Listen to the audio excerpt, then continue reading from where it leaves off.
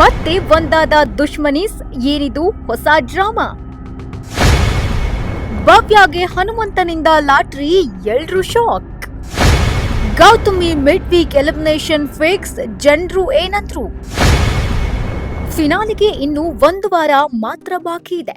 Big boss ಮನೆಯಲ್ಲಿ ಒಟ್ಟು 8 ಜನ ಸ್ಪರ್ಧಿಗಳು ಉಳಿದಿದ್ದಾರೆ.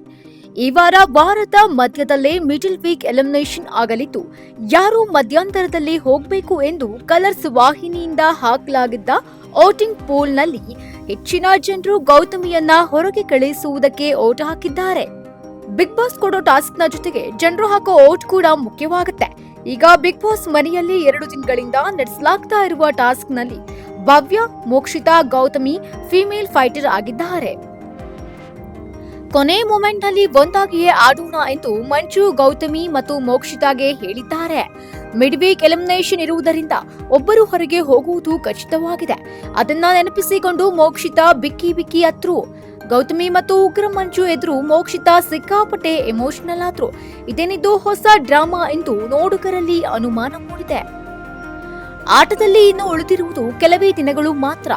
8 ಜನರ ನಡುವೆ ಪೈಪೋಟಿ ನಡೀತಲೇ ಇದೆ. ಸ್ಪರ್ಧಿಗಳಿಗೂ ಅವರದ್ದೇ ಆದಂತಹ ಅಭಿಮಾನಿಗಳ ಬಳಗವೇ ಇದೆ. ವೀಕ್ಷಕರಿಂದ ವೋಟ್ ಬರಬೇಕು ಎಂದ್ರೆ ಹಲವಾರು ಬಗೆಯ ಸರ್ಕಸ್ ಮಾಡಬೇಕಾಗತ್ತೆ. ಸಿಕ್ಕ ವಿಶೇಷ ಅವಕಾಶವನ್ನ ಬಳಸಿಕೊಂಡ ಭವ್ಯ ನಿನ್ನೆಯ ಸಂಚಿಕೆಯ ಎಲ್ಲಾ ಆಟಗಳನ್ನ ಉತ್ತಮವಾಗಿ ಆಡಿದ್ದಾರೆ. ಅಂಕಪಟ್ಟಿಯಲ್ಲಿ ಅಗ್ರ ಸ್ಥಾನವನ್ನು ಕೂಡ ಪಡೆದುಕೊಂಡಿದ್ದಾರೆ.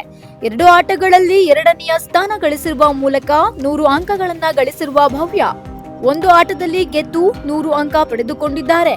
ಫಿನಾಲಿಗೆ ಹೋಗಲೇಬೇಕು ಎನ್ನುವ ಜಿದ್ದಿಗೆ ಬಿದ್ದಿರುವ ಭವ್ಯ ಆಟದ ವೇಳೆ ಅನೇಕ ನೋವುಗಳು ಆದ್ರೂ ಸಹ ಎದ್ದು ಬಿದ್ದು ಆಟವಾಡ್ತಾ ಇದ್ದಾರೆ. ಇನ್ನು ಫಿನಾಲಿಗೂ ಮುನ್ನ ವಿಕಿಪೀಡಿಯಾದಲ್ಲಿ ಒಂದು ದೊಡ್ಡ ಅನಾಹುತ ಆಗೇ ಹೋಗಿದೆ. ಅದೇನಪ್ಪಾ ಅಂತಂದ್ರೆ, Hanumanthu winner, Trivikram runner up ಎಂದು ಹಾಕಲಾಗಿದೆ. ಫಿನಾಲಿಗೂ ಮುನ್ನ ಈ ರೀತಿ ಹಾಕಿರುವುದು ವಿವಾದಕ್ಕೂ ಕೂಡ ಕಾರಣವಾಗಿದೆ. ಇದನ್ನ ನೋಡಿ ಕೆಲ ವೀಕ್ಷಕರು ಸಿಕ್ಕಾಪಟ್ಟೆ ಹ್ಯಾಪಿ ಆದ್ರೆ, ಇನ್ನು ಕೆಲವೊಬ್ರು ಪ್ರಶ್ನೆ ಮಾಡ್ತಾ ಇದ್ದಾರೆ. ತನ್ನ ತಪ್ಪಿನ ಅರಿವಾದ ವಿಕಿಪೀಡಿಯಾ ಹಾಕಿದ್ದ ವಿನ್ನರ್ ಹಾಗೂ ರನ್ನರ್ ಅಪ್ ಸ್ಪರ್ಧಿಯ ಹೆಸರನ್ನ ತೆಗೆದುಹಾಕಿದೆ. ಅದಾದ ಬಳಿಕ TBA ಅಂದ್ರೆ ಟು ಬಿ ಅನೌನ್ಸ್ಡ್ ಎಂದು ಹಾಕಿಕೊಂಡಿದೆ. ಆದ್ರೆ ವಿನ್ನರ್ ಎಂದು ಹಾಕಿದ್ದ ಸ್ಕ್ರೀನ್ ಶಾಟ್ಗಳು ಮಾತ್ರ ಸಿಕ್ಕಾಪಟ್ಟೆ ವೈರಲ್ ಆಗ್ತಾ ಇದೆ. ಒಟ್ನಲ್ಲಿ ಜಸ್ಟ್ 2 ಡೇಸ್ ನಲ್ಲೇ ಯಾರು ಔಟ್ ಆಗ್ತಾರೆ ಅಂತ ಗೊತ್ತಾಗಲಿದೆ. ಬಟ್ ಸ್ಪರ್ಧಿಗಳಿಗೆ ನಡುಕವಂತೂ ಪ್ರಾರಂಭವಾಗಿದೆ.